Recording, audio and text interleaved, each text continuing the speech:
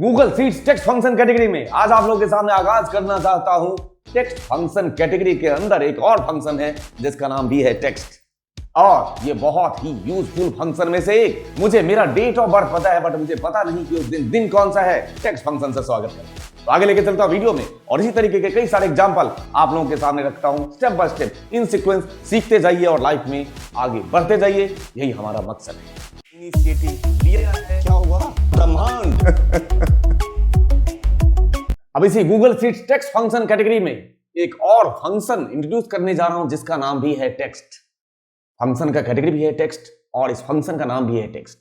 उसका यूज कैसे आप कर सकते हैं वो देखिए। मेरे पास यहां पे नाम है और डेट ऑफ बर्थ है, इन दोनों को कंबाइन करने की कोशिश करूंगा मैं। तो कंबाइन करने का आपने देखा है approach, concatenate function, text join function, concat function और एम्परसेंड ऑपरेटर। कोई भी मैं यहां पे यूज करके दोनों को कंबाइन करने की कोशिश कर सकता हूं, सिर्फ कोशिश, क्योंकि रिजल्ट कुछ और आए ये भी एक्सपेक्ट कर सकता हूं। यहां पे लिया आपने एनिमीज, नाम ले लिया, एम्परसेंड लगा देते हैं और बीच में मान के चलते हैं मैं हाइफन इस तरीके से लगाना चाहता हूं, ऐसे लगा दिया, एम्परसेंड लगा दिया, और उसके बाद ये दोनों डेट और टेक्स्ट को कंबाइन करने की कोशिश थी मेरी सिर्फ। बट आउटपुट जो आया वो कुछ और है।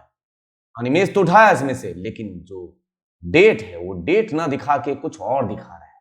कुछ और नहीं दिखा रहा है, एक्चुअल में वो डेट ही दिखा रहा है, लेकिन डेट अलग फॉर्मेट में दिखा रहा है। मतलब ये जो 27369 है ये डेट ही है, बट वो डेट की वैल्यू है। क्यों? क्योंकि हमारे पास जो यहां पे डेट स्टोर होता है वो 1 2 3 4 5 के सीरीज में, मतलब पॉजिटिव नंबर के सीरीज में स्टोर किया जाता है डेट को। ठीक है, तो उसके हिसाब से देखा जाए तो ये डेट वैल्यू है। ठीक, 1 अगर है आपका जनरल फॉर्मेट में, उसको मैं डेट में कन्वर्ट करूं तो एक्चुअल में कन्वर्ट होकर हो जाएगा ये 1/1900, that is the first date. तो उसी के हिसाब से इसने कंबाइन किया, बट इसने तो गलत किया। लेकिन हमें तो सही करना है, तो यहां पे आप सीधे वो कंबाइन ना करके एक फंक्शन अप्लाई करना पसंद करेंगे जिसका नाम होगा टेक्स्ट। फंक्शन का नाम है टेक्स्ट। नंबर दे दिया आपने उसे, ये रहा B6, उसमें नंबर ही तो है। कॉमा आपके पास ऑप्शन है कि किसी भी नंबर को ये कन्वर्ट करके टेक्स्ट में कन्वर्ट कर सकता है इन अ स्पेसिफिक नंबर फॉर्मेट, जिस फॉर्मेट में उस नंबर को आप डिस्प्ले कराना चाहते हैं। तो कौन से फॉर्मेट में डिस्प्ले कराना चाहता हूं? मैं चाहता हूं डबल कोट्स में DD, इस तरीके से। M, अगर मैं M कर दूंगा तो यहां पे 06 आएगा। ठीक, चलो 06 कर देते हैं, और Y 4 बार प्रेस, ब्रैकेट बंद, एंटर। ये रहा आपके सामने आउटपुट, देख लीजिए। इस बार जिस फॉर्मेट में आपने चाहा था उसी फॉर्मेट में आपके सामने।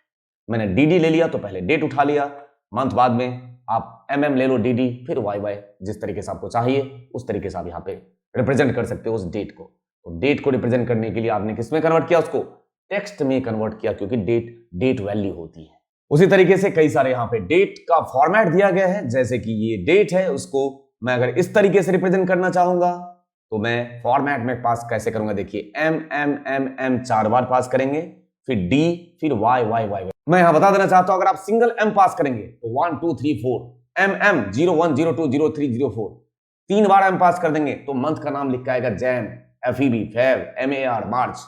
या आपने 4 बार M पास कर दिया तो लिख के आएगा जनवरी, फरवरी, मार्च, इस तरीके से। उसी तरीके से D के केस में सिंगल D 1 2 3 4, DD 01 02 03 04 डेट। और अगर आपने 3 बार D पास किया तो लिख के आएगा SUN MON TUE, Sunday, Monday, Tuesday. और अगर आपने 4 बार D पास कर दिया तो प्रॉपर लिख के आएगा संडे, मंडे, ट्यूसडे, इस तरीके से। उसी तरीके से YY के केस में भी अगर आपने 2 ही बार पास किया तो ईयर का लास्ट 2 वैल्यू उठाएगा। अगर आपने 4 बार पास कर दिया तो 1974 1984 कर लेंगे यूज। यहां पे कई सारे आपके सामने एग्जाम्पल करके रखे हुए हैं, इसको आप लोग एक्सप्लोर करें, खुद से अप्लाई कर करके देखने की कोशिश करेंगे। साथ ही आपके सामने अगर मैं ये ओरिजिनल टेक्स्ट इस तरीके से दिखाऊं और इसको मैं प्रॉपर फॉर्मेट में लेकर आना चाहता हूं तो मेरे पास 2 ऑप्शन है। या तो मैं यहां पे कर सकता हूं कॉन्कैटिनेट यूज स्ट्रिंग 1 में मैं पहले ही पास कर देता हूं 0 और एंड लगा के मैं यूज कर सकता हूं इसको।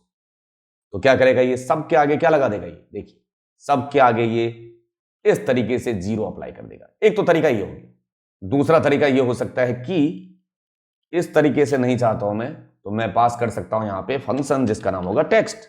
नंबर, ये रहा कॉमा, फिर बात करूंगा फॉर्मेट।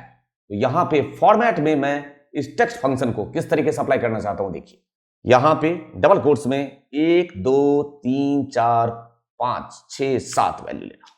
क्यों ले रहा हूं आपको समझ में आएगा। यहां देखिए पहले ये क्या करेगा, सबसे पहले आपने जीरो का कॉन्सेप्ट जानना है।